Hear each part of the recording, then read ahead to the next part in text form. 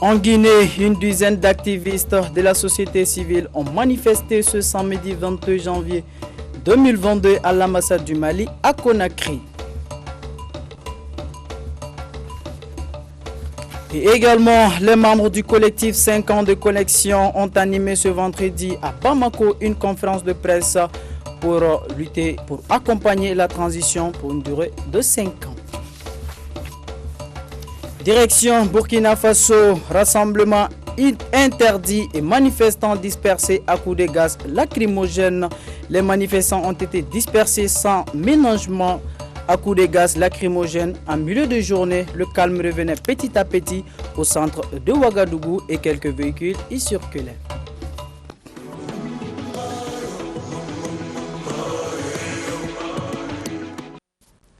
Mesdames et messieurs, bonsoir et bienvenue sur la chaîne du continent.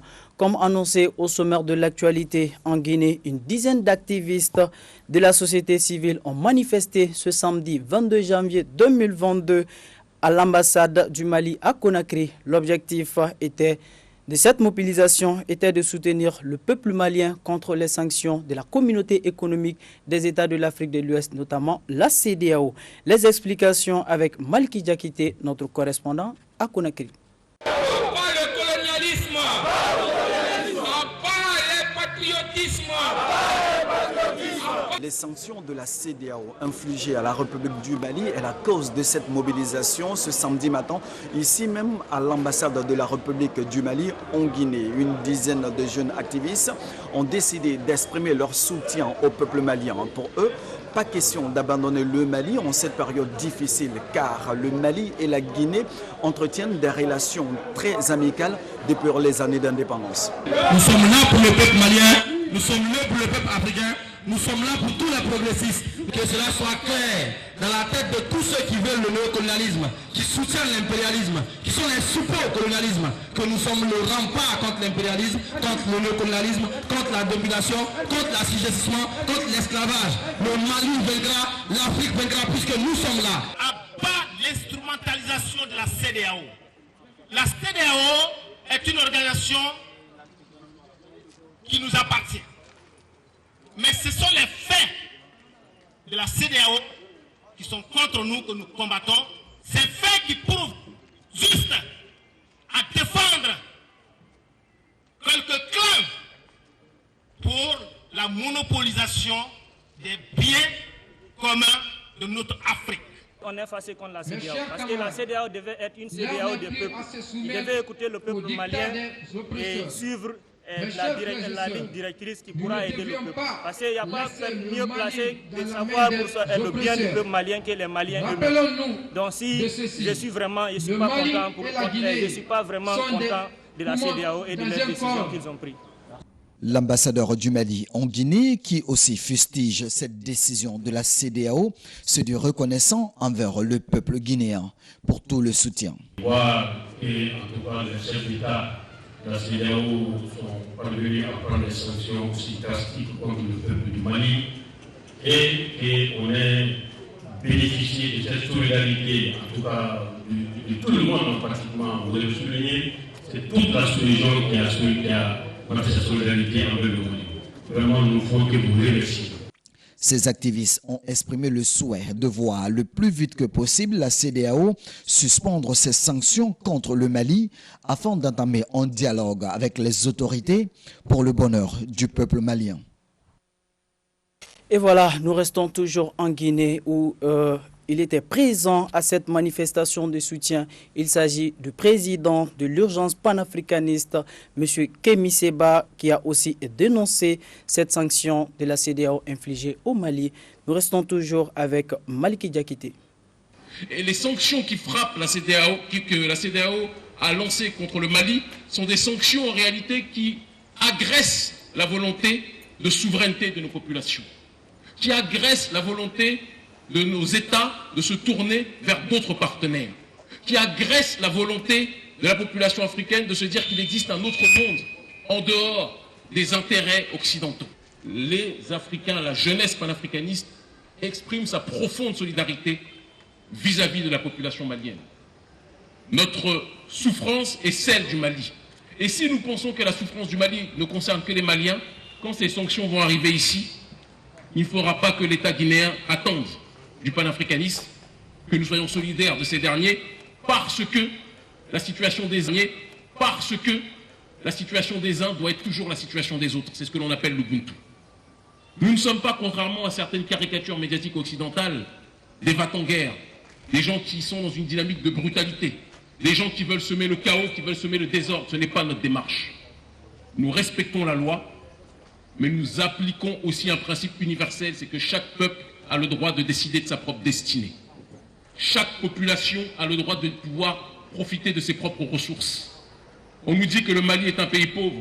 Si c'est un pays pauvre, pourquoi ils se réunissent tous pour essayer de gérer l'or du Mali?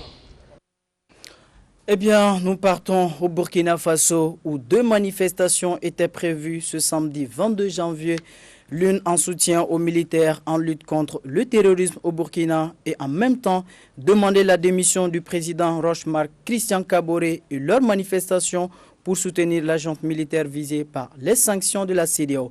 Les manifestants ont été dispersés sans ménagement à coups de gaz lacrymogènes. En milieu de journée, le calme revenait petit à petit au centre de Ouagadougou et quelques véhicules y circulaient. Des manifestants ont mis le feu à des pneus par endroits et ont lancé des pierres pour riposter. Un journaliste d'une chaîne de télé privée a reçu un projectile au niveau du bras et a été transporté d'urgence dans un hôpital pour des soins. Nous revenons au Mali où les membres du collectif 5 ans de transition ont animé ce vendredi 21 janvier 2022 une conférence de presse. L'objectif était d'informer l'opinion publique sur le choix du délai de 5 ans de transition. Pour plus de précision, nous écoutons ici Moutagaba, membre fondateur du dit collectif, au micro de Isaac Koulibaly. L'objectif de cette conférence de presse vise à expliquer les gens, les raisons et les motivations pourquoi nous avons dit 5 ans ou plus. Le but de notre collectif, c'est de soutenir la transition. Parce que nous avons vu déjà qu'il n'est pas nécessaire de changer une équipe qui gagne. Et ils ont abattu un boulot de titan, si je peux dire, en un laps de temps. Ils sont en train de faire ramener la sécurité et la quiétude, la paix. Il faut que nous comprenions que vraiment ils ont fourni des efforts, je veux dire vraiment des efforts. Nous partons au Sénégal où les habitants de Dakar poussent un coup de gueule concernant les élections municipales et départementales prévues pour ce dimanche 23 janvier. Pour ce premier test électoral du président Macky Sall depuis sa réélecture en février 2019, les Dakarois ont tenu à faire part de leur attente avant de se rendre aux urnes. Étant donné cette première pour une élection, ne seront les citoyens qui choisiront directement leur maire et non les conseillers municipaux élus. Les Dakarois espèrent de ce fait voir une suite à ce changement, obtenir un maire qui sache y faire. Nous revenons au Mali où le parti Union pour la République et la démocratie URD a présenté ses vœux de bonne et heureuse année 2022 à la presse nationale et internationale ce samedi à Bamako. Occasion pour l'URD d'exprimer sa solidarité de la presse et d'évoquer la situation interne du parti. Aminata Marie connaît Isaac Koulibaly. Indispensable dans la vie d'une nation, la presse joue le rôle des soldats de la démocratie. Pour cela, elle reçoit les vœux de nouvel an du parti Union pour la République et la démocratie URD chaque an. Je voudrais présenter au nom de l'URD et en mon nom propre mes vœux de santé, de bonheur, de prospérité et de plein succès aux professionnels des médias que vous êtes, à vos familles, à vos partenaires, ainsi qu'à vos auditeurs, téléspectateurs et lecteurs. En effet, en 2021, 46 journalistes et collaborateurs ont été tués selon le bilan publié par l'ONG Reporters sans frontières. Mi-décembre 2021, Reporters sans frontières recense 488 journalistes et collaborateurs de médias derrière les barreaux. Tout simplement inadmissible et révoltant. Occasion pour les responsables du Parti des Verts et Blancs de brosser la situation de la presse au Mali, en Afrique et dans le monde, et d'exprimer leur solidarité face à la situation précaire de la corporation. Je profite également de l'occasion pour réitérer nos condoléances aux familles des journalistes maliens et leurs collaborateurs décédés en 2021.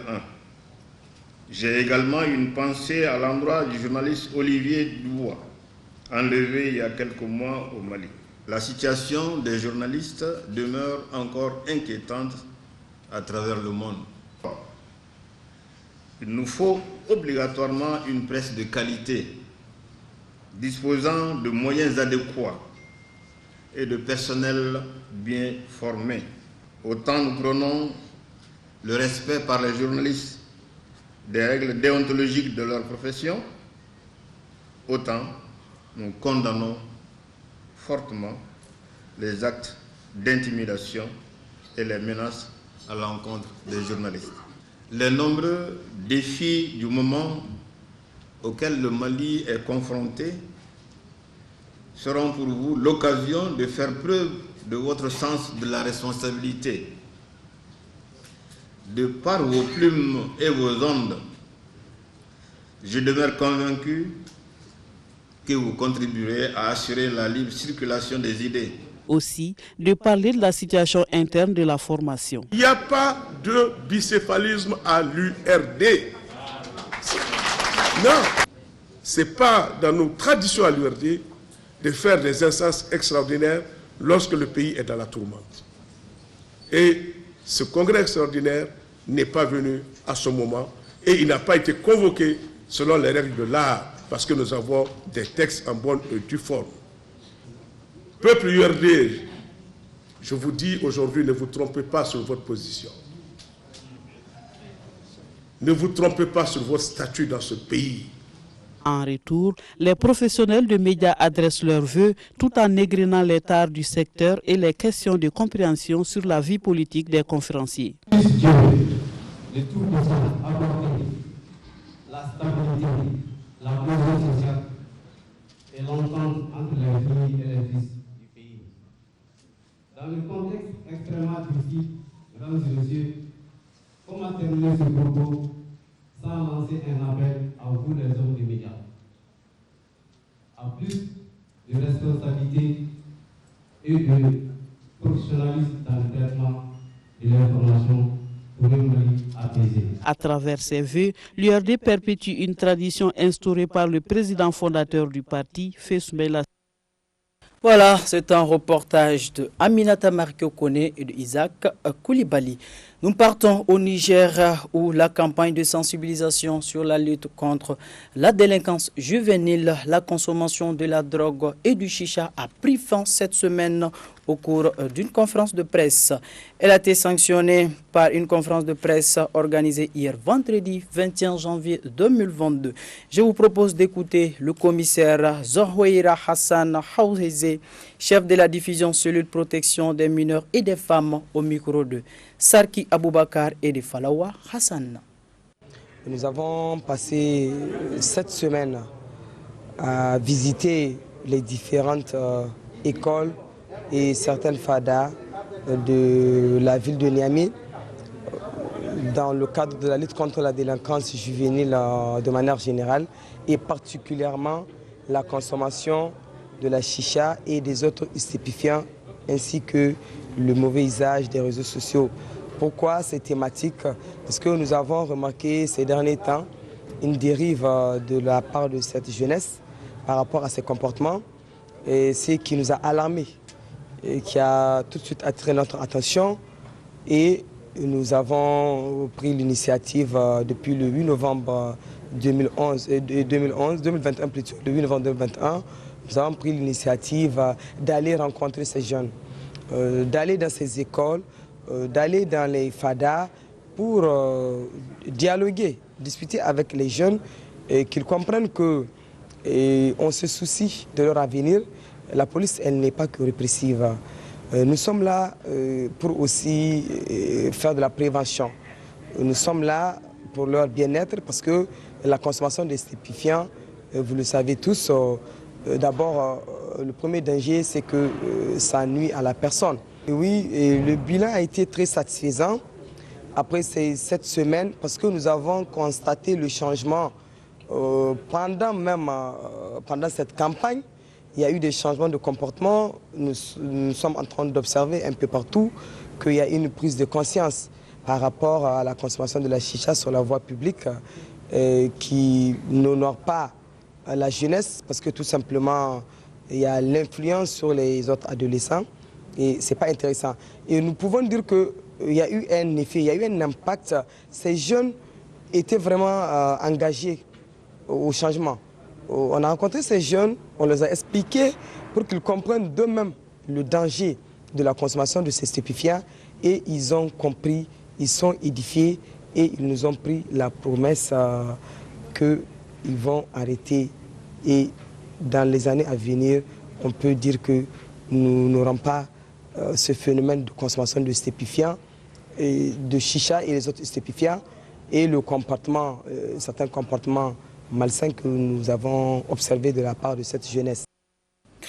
Nous partons au Ghana, ouverture d'une enquête après l'explosion meurtrière d'un camion suite à l'explosion qui a détruit des dizaines d'habitations dans le village d'Apiat à 300 km à l'ouest d'Accra. Les autorités ghanéennes ont ouvert une enquête pour déterminer les circonstances et les responsabilités de l'explosion. Selon les premières constatations des autorités, un camion qui transportait des explosifs destinés à une mine est entré jeudi après-midi en collision avec une moto et un autre véhicule avant de s'enflammer. Le bilan fait état de 13 morts selon le commandant de la police de la région, alors que le jeudi soir, 17 morts avaient été annoncés. Par ailleurs, 45 personnes se trouvaient toujours hospitalisées vendredi. Le président ghanéen Nana Akufo-Addo a déploré un triste, malheureux et tragique accident et exprimé ses condoléances aux familles des victimes. Voilà, mesdames et messieurs, ainsi s'achève cette édition de ce soir. Merci à vous de l'avoir suivi. Ce fut un grand plaisir pour moi de l'avoir présenté. Comme on le dit, l'obscurité ne peut pas chasser l'obscurité, seule la lumière le peut. Et la haine ne peut pas du tout chasser la haine, seul l'amour le peut. Donnons-nous la main, protégeons-nous et protégeons les autres. Qu'Allah bénisse l'Afrique et protège les Africains. Excellente suite de programme sur Africa Télévision, la chaîne du continent.